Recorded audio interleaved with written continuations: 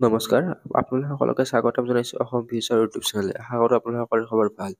তো DHS অৰ্থাৎ director of health service তাৰে পৰা JNM নাৰ্ছিঙৰ কাউন্সিলিঙৰ ছেকেণ্ড ৰাউণ্ড নটিফিকেশ্যনখন মুকলি হৈ গ'ল। তো এতিয়া অফিচিয়েলি JNM নাৰ্ছিঙৰ ছেকেণ্ড ৰাউণ্ড কাউন্সিলিঙৰ নটিচখন আহি গ'ল। তো SSUHS যিটো JNM এন্ট্ৰেন্স এক্সাম কণ্ডাক্ট কৰিছিল তাৰ কাউন্সিলিং নটিচ হয়।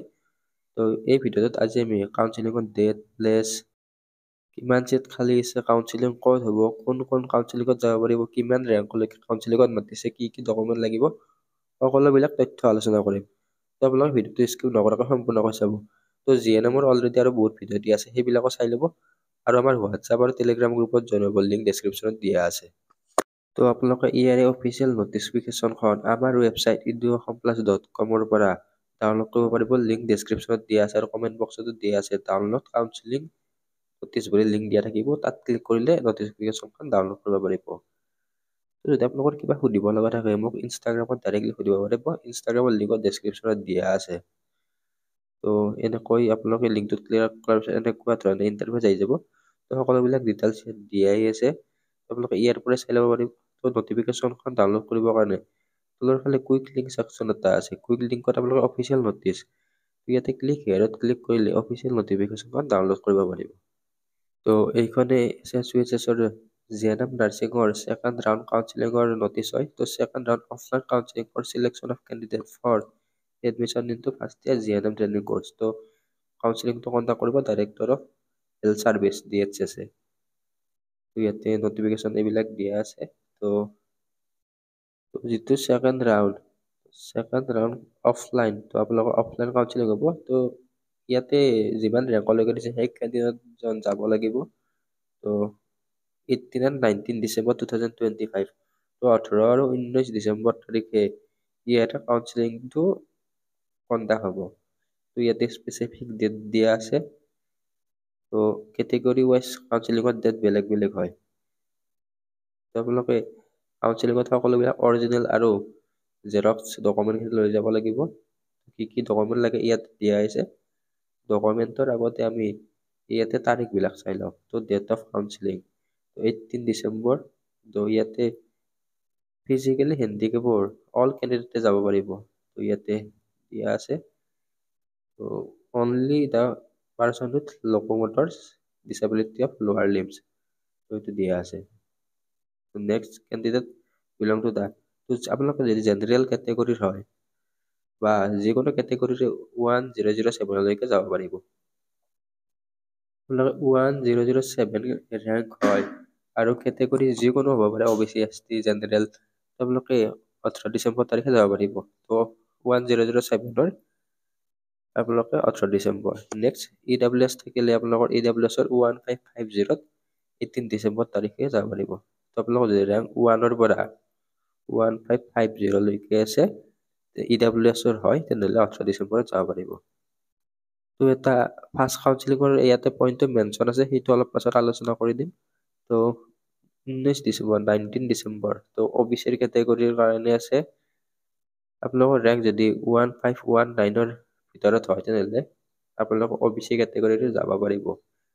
নেক্সট TGL XTGLৰ 2144, তাৰপিছত টাই আহোমৰ 1701, চুতীয়া কমিউনিটিৰ 1763, নেক্সট মটক কমিউনিটিৰ 6686 ৰেংকলৈকে আৰু মৰাণ কমিউনিটিৰ 3228, তো এইখিনি ৰেংকলৈকে যাব পাৰিব।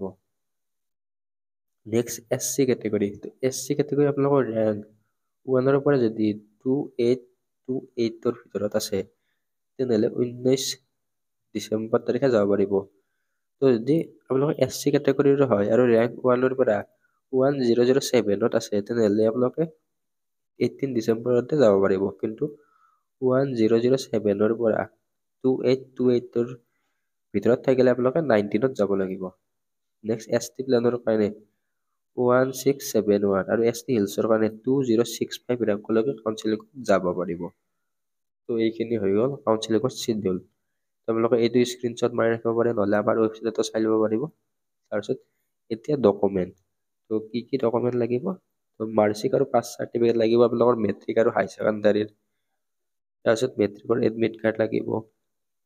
তাৰপিছত আপোনালোকৰ কাষ্ট চাৰ্টিফিকেট, আপোনালোকে যিটো কেটেগৰীৰ পৰা বিলং সেই কেটেগৰী চাৰ্টিফিকেটখন লাগিব। আৰু আপোনালোকৰ EWS থাকিলে EWS খন লাগিব। আৰু নেক্সট PRC, তো PRC খন লাগিব। তো বহুতে PRC জেগাত ডমিচিয়েল হয়নে সুধিছিল, ডমিচিয়েল নহয়, PRC খনে লাগিব।